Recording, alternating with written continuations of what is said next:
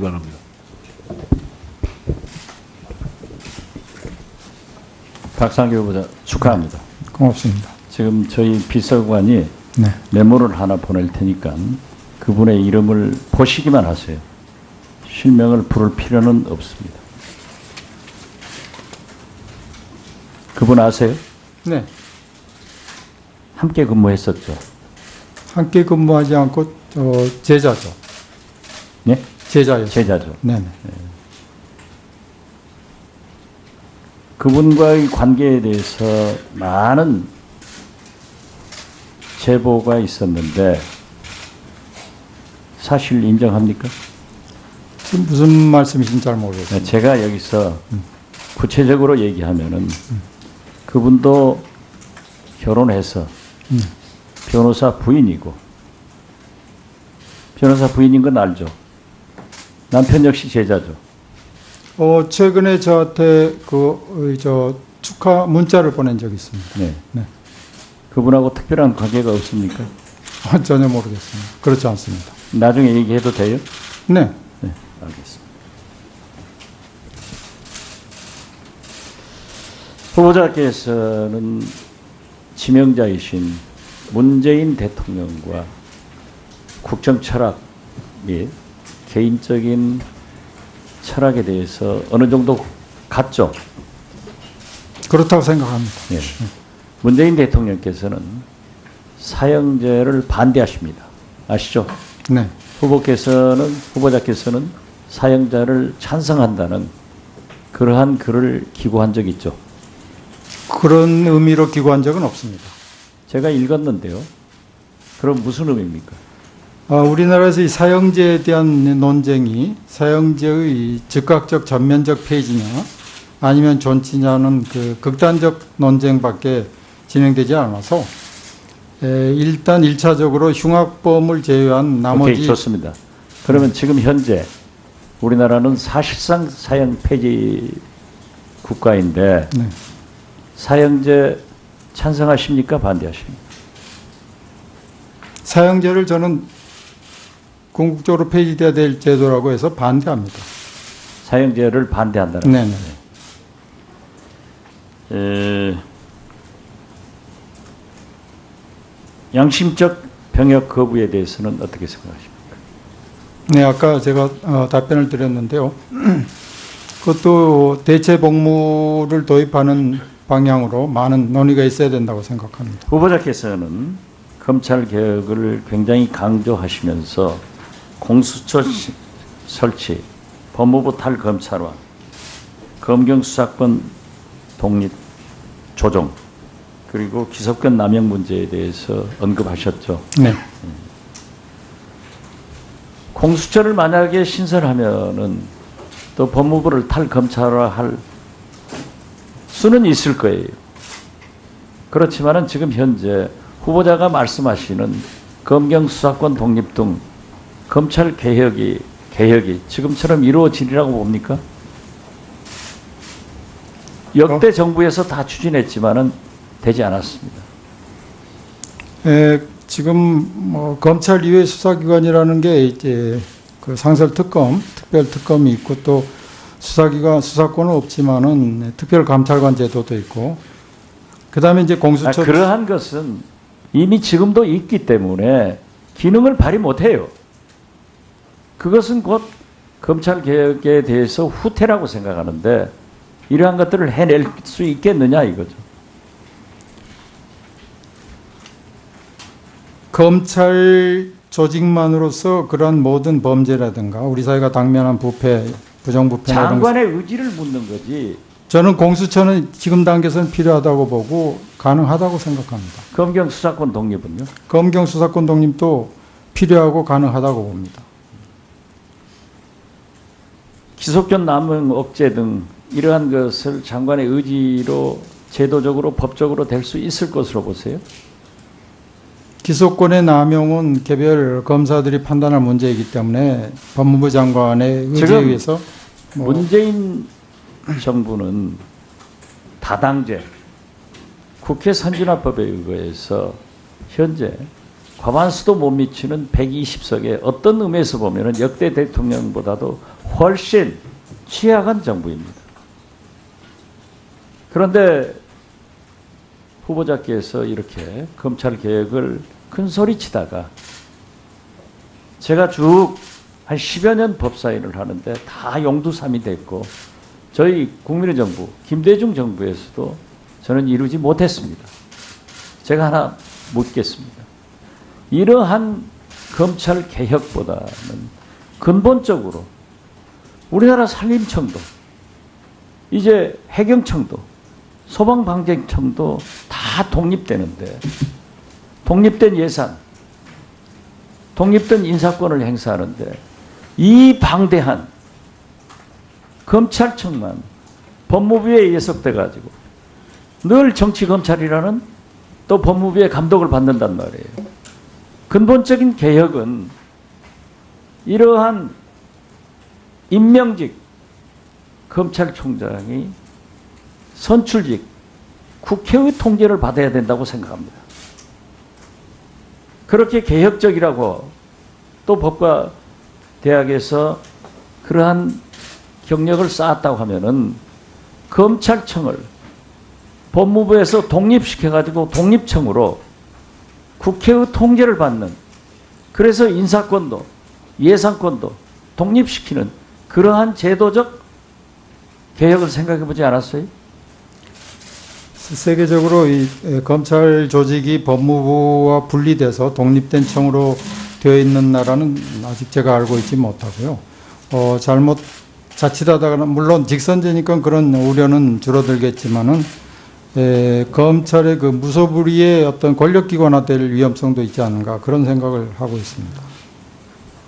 국회의 통제를 받기 때문에 저는 훨씬 잘 되리라고 봅니다. 그러니까 청와대에서 법무부에서 간섭을 하고 있잖아요. 근본적 검찰의 독립성, 중립성이 중요하긴 한데 그걸 어떻게 달성할 것에 대해서는 뭐 여러 가지 너무나 많은 견해가 있기 때문에 좀 아까 지금 말씀하신 그러한 것도 꼭 된다는 보장이 없다고 하면은 후보자께서 생각하는 검찰 개혁은 물 건너갔다 이렇게 볼 수밖에 없어요. 예. 마무리해 주시기, 예. 마무리 하셨고요. 다음은 존경하는 백혜련 의원님 질의해 주시기 바랍니다. 수원 을지역 백혜련 의원입니다. 우선 촛불 민심을 담은 새 정부의 또 제1개혁까지인 검찰개혁을 담당할 법무부 장관 후보자로 지명되신 것 축하드립니다. 지금 검찰개혁이 지금 이 시대의 가장 큰 개혁과제라는 것은 누구도 부인할 수 없을 것 같습니다. 그런데 이 검찰개혁을 이루기 위해서는 제가 볼 때는 장기적으로는 결국은 검찰의 인사제도의 개선, 그것이 가장 중요하다고 보이고, 단기적으로는 권력 분리를 통한 그 공수처의 설치, 이런 것들이 가장 중요하다고 생각합니다. 어떻습니까? 후보자님이 보시기에는 검찰의 인사제도 개선이 핵심적인 과제라는 저의 주장에 동의하십니까? 네, 동의합니다. 그러면 후보자께서는 그 법무부와 검찰의 조직 및 인사 관련해서 가장 시급한 과제가 무엇이라고 생각하십니까? 일단 법무부의 탈검찰화를 제가 이제 지명된 직후에 말씀드렸습니다만은 법무부의 탈검찰화가 제일 중요하고요. 그 다음에 인사에 있어서 어떤 정치적 판단이나 이런 것이 없는 공정한 인사가 중요하다고 생각합니다. 법무부의 탈검찰화를 이루기 위한 구체적인 방안을 생각해 두신 것이 혹시 있으십니까? 네, 지금 현재 법무부의 실국장의 경우에 반드시 검사만으로 보임해야 되는 그런 직위도 있고요. 또 검사 또는 일반직 공무원이 보임될 수 있는 그런 직위도 있습니다. 그래서 그건 사실 대통령령을 고치면은 다 가능하고 그렇지 않더라도 가능한 자리들이 있습니다. 그래서 그건 그렇게 어려운 문제는 아니라고 봅니다. 사실은 후보자님이 처음 법무부 장관 후보자로 지명이 됐을 때 그 비법조인 출신의 순수 법학자로만 언론 보도에 소개가 됐기 때문에 우려가 있었습니다. 실무적인 경험이 없는 분이 과연 이런 법무부라는 큰 조직을 이끌고 검찰 개혁을 잘 이끌어갈 것인가.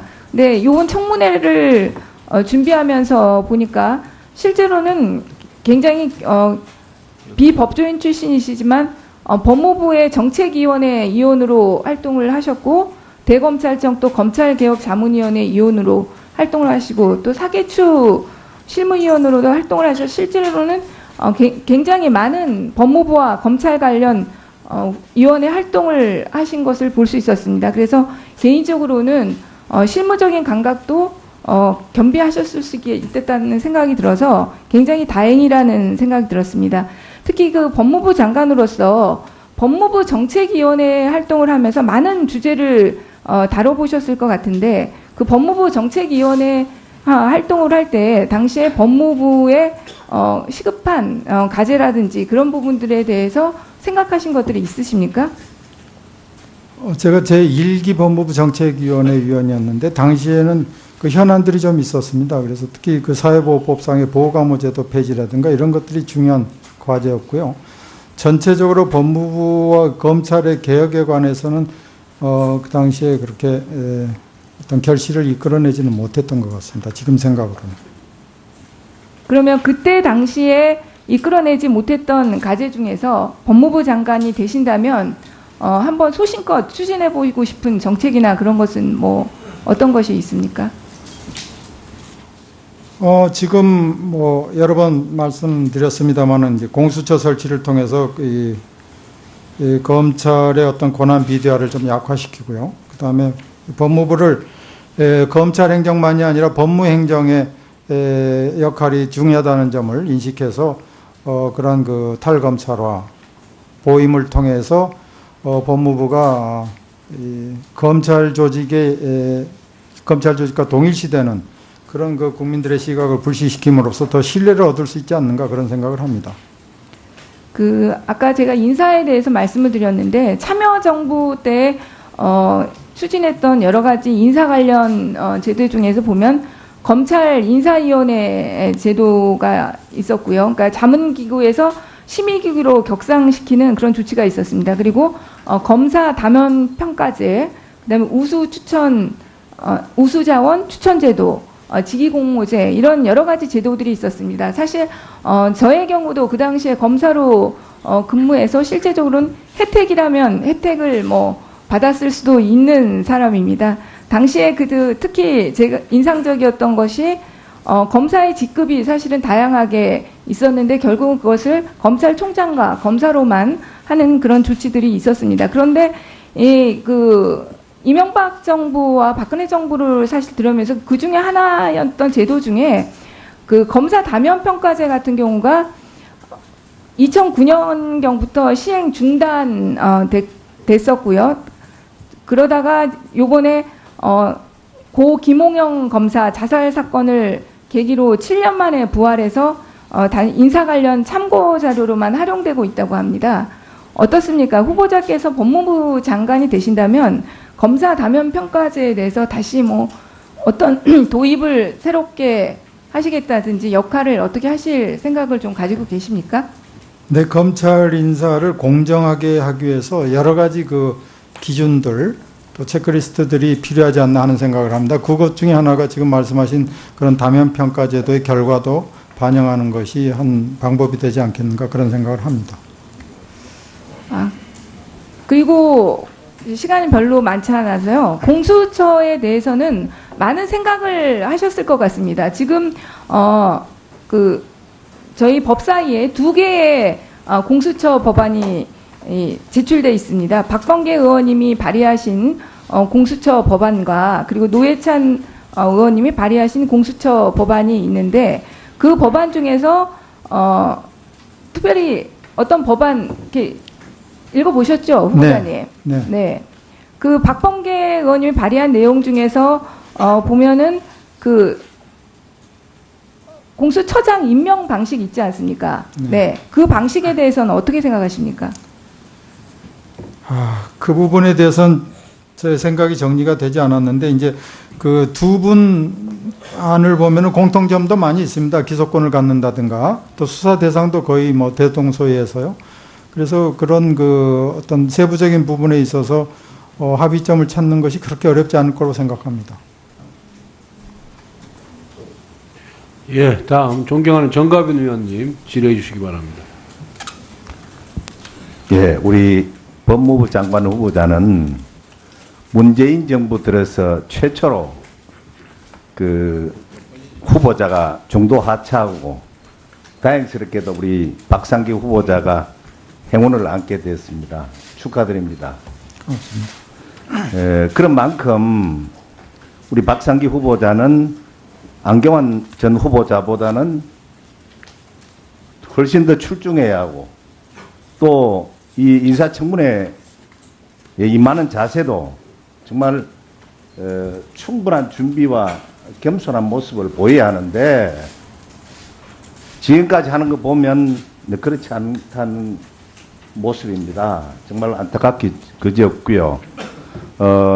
제 생각 같아서는 잘못이 있으면 있는 그대로 얘기를 하고 잘못을 구하면 국민들이 봐줄 겁니다. 또 지난번 안경환 후보처럼 또 중간에 낭만한 그런 일이 없기를 국민들은 다 바라고 있습니다. 숨긴다고 해결될 문제가 아니고 설사 후보자께서 취임을 하더라도 법무부 산하 직원이 얼마나 되는지 압니까? 한 3만 명 정도 되는 3만 명 이상 되는 직원들이 우리 후보자께서 바른 말 하는지 거짓말을 하는지 다 알고 있습니다. 앞으로 지금 취임해서 법무 검찰의 개혁을 비롯해서 할 일이 태산 같습니다. 지금 이 순간 거짓말에 넘어간다고 해결될 문제가 절대로 아니라고 봅니다. 동의하십니까? 네, 제가 지금까지 사실대로 말씀드리려고 노력하고 있습니다. 예, 제발 그래 해주시길 바라고요. 사실 오전에도 제가 말씀드렸지만 문재인 그 대통령께서는 후보 시절에 공약집의 제1장이 적폐청산입니다. 그리고 내가 만약 대통령에 당선되면 5대 비리 연루자는 절대로 임면하지 않겠다. 심지어 삼고초를 한이 있어도 정말 훌륭한 인물을 등용하겠다. 그래 했습니다. 그 지금 현재 제가 문재인 정부 들어서 임면한 사람들 몇 면을 보겠습니다. 저 파워포인트 한번 봐주시기 바랍니다. 그 A 후보자, 선택이 A 후보자가 나은지 B 후보자가 나은지 아니면 둘이 다 임면해도 괜찮다고 생각하는지 답변해 주시면 좋겠습니다. 건강보험료 미납 논문 표절, 그 다음에 부동산 투기 자녀 이중국적, 탈세 체납 위장전입, 부동산 투기 위장전입, AB 후보자 중에 어느 사람이 더 훌륭하다고 생각하십니까? 혹시? 우리 후보자 같으면 누구를 임명하겠다고 생각하십니까? 예. 공교롭게 저 후보자들은 전부 여성입니다. 위에는 문재인 정부 들어서 강경화 후보입니다. 이명박 정부의 박은경 후보는 환경부 장관 후보자로서 임명 전에 사퇴를 했습니다. 또 다음 이 A 후보자는 대형 로펌 근무 이력, 탈세, 체납, 해외 비자금 계좌 운영 이래서 그하고 B 후보자는 아파트 다운계약서 소득세 탈루, 위장전입, 부동산 투기, 배우자 부정취업, 아들 병력 특혜, 논문 표절 어느 사람이 뭘 임명하면 좋겠습니까? 한 분을 한번 얘기해 보세요. 예. 이 한만수, 박근혜 정부 시절 한만수 공정거래위원장입니다. 그분은 중도에 사퇴를 했습니다. 임명 전에. 문재인 정부 들어서 김상조 공정거래위원장 임명 강행했습니다. 또 다음 A 후보자는 논문 표절, 군납 비리, 무기인, 방산업체, 고액 자문료, 음주운전, 적발, 은폐, 위장전입 뭐 등등 이런 많이 있습니다. 그 다음 B 후보자는 또 이렇습니다. 다 같은 국방부 장관 후보자입니다. 어느 사람이 적임자라고 생각하십니까? 일단 적임자 아니죠. 예. 누군지 보여드리겠습니다. 문재인 정부 들어서 이 국방부 장관 후보자입니다. 오늘 언론 보도에 의하면 검찰에서 고액 자문료 수수 사건에 대해서 조사를 한다 그럽니다. 그 정도 되면 후보 사퇴해야죠. 그 전에 김병완 국방부 장관 후보자는 자진 사퇴했습니다. 저 두 사람 아까 그 내용 비교해 보면 과연 어떠냐. 문재인 정부 들었죠. 다음. 이거는 이제 교육부 장관 후보자들입니다. ABC 어느 분이 과연 교육부 장관으로 적임자인지 시간이 없기 때문에 바로 보겠습니다. 노무현 정부 때 김병준 교육부총리 후보자 11일 만에 사퇴했습니다. 그 다음에 박근혜 정부 김명수 후보자 지명 철회했습니다. 문재인 정부 들어서 임명을 강행했습니다. 그 김상곤 교육부 장관 후보자는 김병준 후보자 인사청문회 때 뭐라 그런지 압니까? 변명 말고 당장 물러나라. 이렇게 사퇴를 촉구한 적이 있습니다. 그런 분이 지금 임명이 강행돼서 지금 현재 버젓이 교육부 장관으로서 행세를 하고 있습니다. 이게 지금 현재 오늘날의 문재인 정부 그 내각들의 면면입니다. 다음. 그 다음에 A 후보자. 자, 보세요. 저 누군지. A 후보자는 문서 위조. 문재인 정부 들어서 유일하게 중도 사퇴한 위에는 안경원 전 후보자입니다. 밑에는 물론 본인이 억울하기도 하겠죠. 본인이 자료를 안 내주는 우리는 어쩔 수 없이 우리가 파악한 바에 의해서 우리 박 후보자에 대해서는 저 아까 보신 대로 그런 내용입니다. 정말 이러한 부분을 충분히 이해하시고 본인이 정말 잘못된 건 잘못됐다. 그렇게 해서 국민들의 동의를 구해야 합니다. 국회의원 동의 구할 필요 없어 국민의 동의를 구해야 합니다. 정말 이 문재인 정부 들어서 그렇게 철통하지 약속하고 국민들의 표를 얻었는데 심지어 국민들은 뭐라 그러는지 압니까? 정치적인 사기이다. 이런 얘기도 나옵니다. 정말 후보자는 그렇게 안 되기를 바랍니다. 아시겠죠? 네, 알겠습니다. 그리고 이 문재인 정부는 뭐라 그런지 압니까? 적폐 내각, 내로남불, 코드 인사, 보온 인사 이렇게 하다 보니 결국은 지금 현재 정말 똑같은 거는 소위 말하는 우리 진보라 그럽니다. 한 사람도 중도 사퇴하면 딱 아무데나 한 사람밖에 없습니다. 끝까지 뛰고 있습니다. 심지어 검찰이 수사를 들어간다는 상황이고 이게 오늘날의 문재인 정부의 이제 점점 바뀌습니다. 연금 잘 다시고 나라시길 바라는 시장입니다.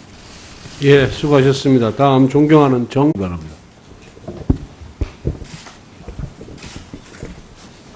박상규 후보자 축하합니다.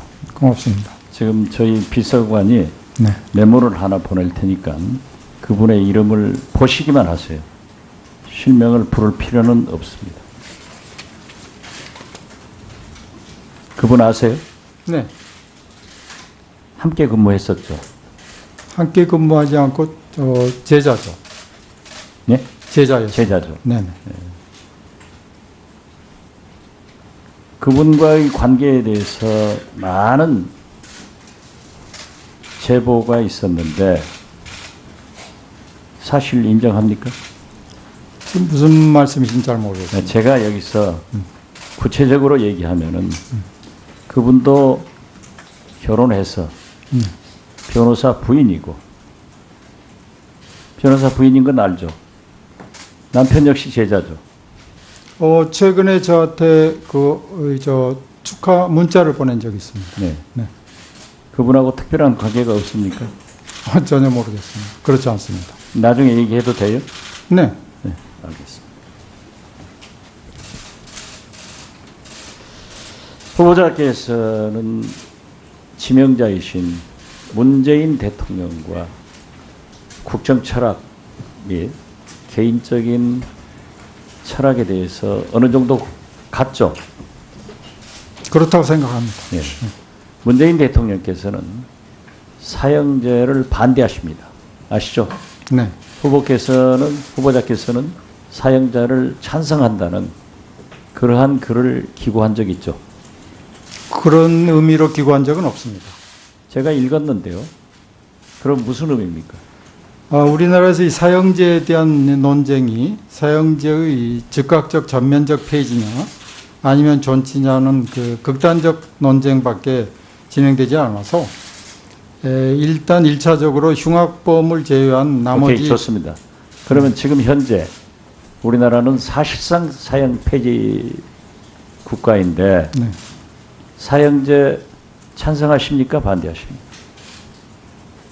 사형제를 저는 궁극적으로 폐지돼야 될 제도라고 해서 반대합니다. 사형제를 반대한다는 네네. 치다가 제가 쭉 한 10여 년 법사위를 하는데 다 용두삼이 됐고 저희 국민의 정부, 김대중 정부에서도 저는 이루지 못했습니다. 제가 하나 묻겠습니다. 이러한 검찰 개혁보다는 근본적으로 우리나라 산림청도 이제 해경청도 소방방재청도 다 독립되는데 독립된 예산, 독립된 인사권을 행사하는데 이 방대한 검찰청만 법무부에 예속돼 가지고 늘 정치검찰이라는 또 법무부의 감독을 받는단 말이에요. 근본적인 개혁은 이러한 임명직 검찰총장이 선출직 국회의 통제를 받아야 된다고 생각합니다. 그렇게 개혁적이라고 또 법과 대학에서 그러한 경력을 쌓았다고 하면은 검찰청을 법무부에서 독립시켜가지고 독립청으로 국회의 통제를 받는, 그래서 인사권도 예산권도 독립시키는 그러한 제도적 개혁을 생각해 보지 않았어요?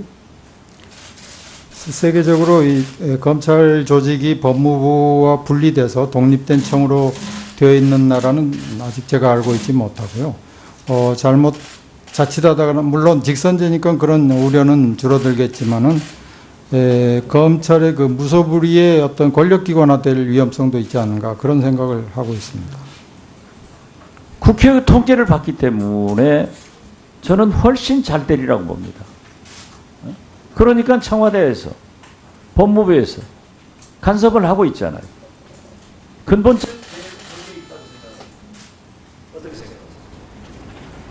검찰의 독립성, 중립성이 중요하긴 한데 그걸 어떻게 달성할 것에 대해서는 뭐 여러 가지 너무나 많은 견해가 있기 때문에 좀 아까 지금 말씀하신 그러한 것도 꼭 된다는 보장이 없다고 하면은 후보자께서 생각하는 검찰 개혁은 물 건너갔다 이렇게 볼 수밖에 없어요. 예. 마무리해 주시기, 예. 마무리 하셨고요. 다음은 존경하는 백혜련 의원님 질의해 주시기 바랍니다. 수원 을지역 백혜련 의원입니다. 우선 촛불 민심을 담은 새 정부의 또 제1개혁까지인 검찰개혁을 담당할 법무부 장관 후보자로 지명되신 것 축하드립니다. 지금 검찰개혁이 지금 이 시대의 가장 큰 개혁과제라는 것은 누구도 부인할 수 없을 것 같습니다. 그런데 이 검찰개혁을 이루기 위해서는 제가 볼 때는 장기적으로는 결국은 검찰의 인사제도의 개선, 그것이 가장 중요하다고 보이고, 단기적으로는 권력 분리를 통한 그 공수처의 설치, 이런 것들이 가장 중요하다고 생각합니다. 어떻습니까? 후보자님이 보시기에는 검찰의 인사제도 개선이 핵심적인 과제라는 저의 주장에 동의하십니까? 네, 동의합니다. 그러면 후보자께서는 그 법무부와 검찰의 조직 및 인사 관련해서 가장 시급한 과제가 무엇이라고 생각하십니까? 일단 법무부의 탈검찰화를 제가 이제 지명된 직후에 말씀드렸습니다만은 법무부의 탈검찰화가 제일 중요하고요. 그 다음에 인사에 있어서 어떤 정치적 판단이나 이런 것이 없는 공정한 인사가 중요하다고 생각합니다. 법무부의 탈검찰화를 이루기 위한 구체적인 방안을 생각해 두신 것이 혹시 있으십니까? 네, 지금 현재 법무부의 실국장의 경우에 반드시 검사만으로 보임해야 되는 그런 직위도 있고요. 또 검사 또는 일반직 공무원이 보임될 수 있는 그런 직위도 있습니다. 그래서 그건 사실 대통령령을 고치면은 다 가능하고 그렇지 않더라도 가능한 자리들이 있습니다. 그래서 그건 그렇게 어려운 문제는 아니라고 봅니다. 사실은 후보자님이 처음 법무부 장관 후보자로 지명이 됐을 때 그 비법조인 출신의 순수 법학자로만 언론 보도에 소개가 됐기 때문에 우려가 있었습니다. 실무적인 경험이 없는 분이 과연 이런 법무부라는 큰 조직을 이끌고 검찰 개혁을 잘 이끌어갈 것인가. 근데 요번 청문회를 준비하면서 보니까 실제로는 굉장히 비법조인 출신이시지만 법무부의 정책위원회 위원으로 활동을 하셨고 대검찰 양심적 병역 거부에 대해서는 어떻게 생각하십니까? 네, 아까 제가 답변을 드렸는데요. 그것도 대체 복무를 도입하는 방향으로 많은 논의가 있어야 된다고 생각합니다. 후보자께서는 검찰 개혁을 굉장히 강조하시면서 공수처 설치, 법무부 탈검찰화, 검경 수사권 독립 조정, 그리고 기소권 남용 문제에 대해서 언급하셨죠. 네. 공수처를 만약에 신설하면은 또 법무부를 탈검찰화할 수는 있을 거예요. 그렇지만은 지금 현재 후보자가 말씀하시는 검경 수사권 독립 등 검찰 개혁이 지금처럼 이루어지리라고 봅니까? 역대 정부에서 다 추진했지만은 되지 않았습니다. 지금 뭐 검찰 이외 수사기관이라는 게 이제 그 상설특검, 특별특검이 있고 또 수사권은 없지만은 특별감찰관 제도도 있고 그다음에 이제 공수처 그러한 것은 이미 지금도 있기 때문에 기능을 발휘 못해요. 그것은 곧 검찰 개혁에 대해서 후퇴라고 생각하는데 이러한 것들을 해낼 수 있겠느냐 이거죠. 검찰 조직만으로서 그런 모든 범죄라든가 우리 사회가 당면한 부패, 부정부패라든가 장관의 의지를 묻는 거지. 저는 공수처는 지금 단계에서는 필요하다고 보고 가능하다고 생각합니다. 검경 수사권 독립은요? 검경 수사권 독립도 필요하고 가능하다고 봅니다. 기소권 남용 억제 등 이러한 것을 장관의 의지로 제도적으로 법적으로 될 수 있을 것으로 보세요? 기소권의 남용은 개별 검사들이 판단할 문제이기 때문에 법무부 장관의 의지에 의해서 문재인 정부는 다당제 국회 선진화법에 의거해서 현재 과반수도 못 미치는 120석에 어떤 의미에서 보면 역대 대통령보다도 훨씬 취약한 정부입니다.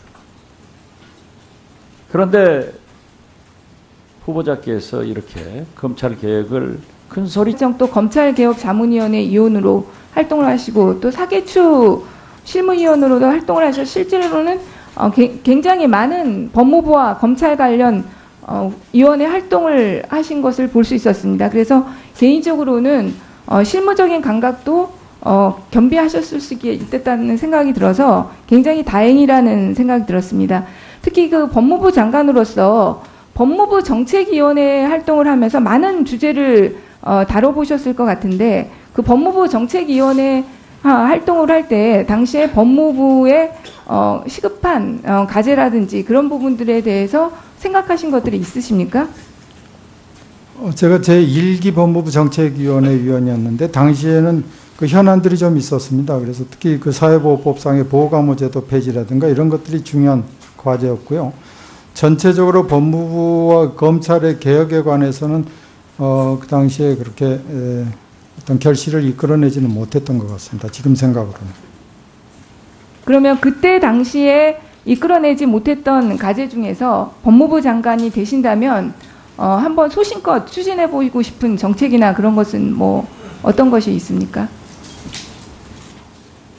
지금 뭐 여러 번 말씀드렸습니다만은 이제 공수처 설치를 통해서 이 검찰의 어떤 권한 비대화를 좀 약화시키고요. 그 다음에 법무부를 검찰 행정만이 아니라 법무행정의 역할이 중요하다는 점을 인식해서 그런 그 탈검찰화 보임을 통해서 법무부가 이 검찰 조직과 동일시되는 그런 그 국민들의 시각을 불시시킴으로써 더 신뢰를 얻을 수 있지 않는가 그런 생각을 합니다. 아까 제가 인사에 대해서 말씀을 드렸는데 참여정부 때 추진했던 여러 가지 인사 관련 제도 중에서 보면 검찰 인사위원회 제도가 있었고요. 그러니까 자문기구에서 심의기구로 격상시키는 그런 조치가 있었습니다. 그리고 검사 다면 평가제, 그다음에 우수자원 추천제도, 직위공모제 이런 여러 가지 제도들이 있었습니다. 사실 저의 경우도 그 당시에 검사로 근무해서 실제적으로는 혜택이라면 혜택을 받았을 수도 있는 사람입니다. 당시에 특히 제가 인상적이었던 것이 검사의 직급이